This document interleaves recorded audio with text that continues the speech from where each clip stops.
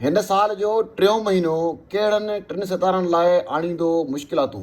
जीअं त मुस्तक़बिल बाबति केर बि कोन थो ॿुधाए सघे, पर तंहिं बावजूद बि सितारनि जे इल्म जा माहिर मुस्तक़बिल बाबति पंहिंजूं अॻकथियूं कंदा रहंदा आहिनि, जेके केतिरे हद ताईं दुरुस्त बि साबित थींदा आहिनि। अहिड़े रीति साल 2024 जे मार्च महीने बाबति फल्कियात जे माहिरनि पारां अॻकथी कई वई आहे। माहिरनि मूजिबि बुर्ज सरतान, जंहिंखे अंग्रेज़ी में कैंसर चइबो आहे, जेके माण्हू 22 जून खां 22 जुलाई ते पैदा थिया आहिनि, ही उन्हनि जो बुर्ज आहे।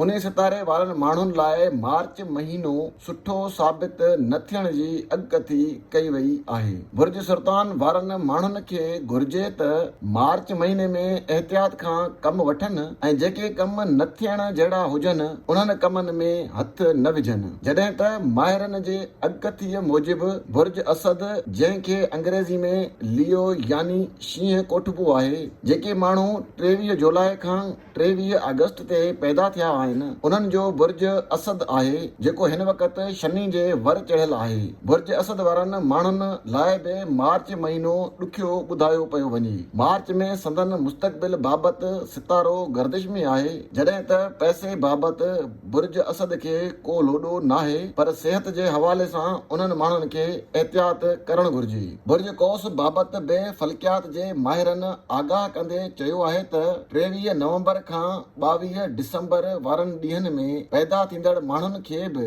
मार्च महीने में वध खां वधि पंहिंजो ख़्यालु करणु घुर्जे। कंहिंसां बि ॻाल्हाइण खां अॻु पहिरें सोचणु घुर्जे। ख़ासि तौर ते पंहिंजे ख़र्चनि ते ज़ाब्तो आणणु घुर्जे। थी सघे थो त अॻिते हली खेनि कंहिं ॾुखियाईअ खे मुंहुं ॾियणो पइजी वञे।